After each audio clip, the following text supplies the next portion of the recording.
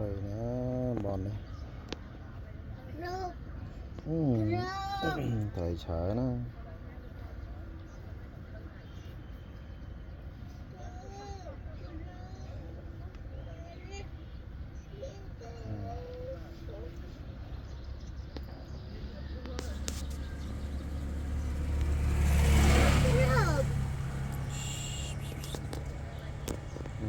lợp từ đó nó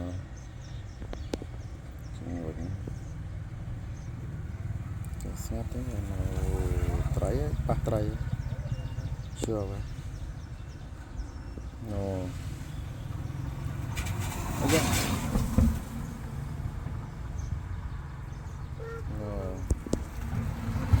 bàn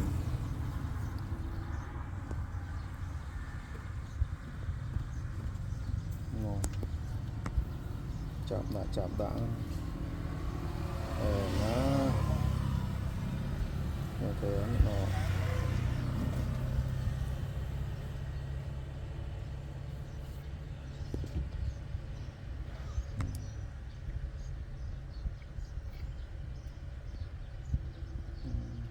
trái vậy đó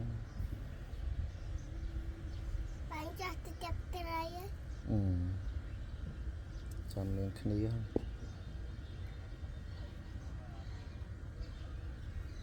bạn cho trái no lọc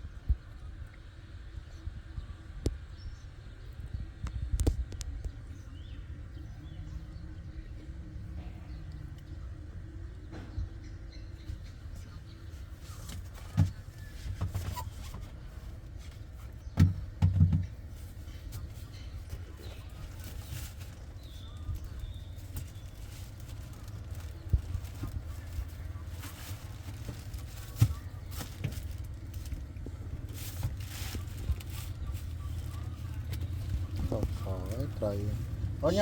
nhâm nó khó mất rồi nhâm nó ra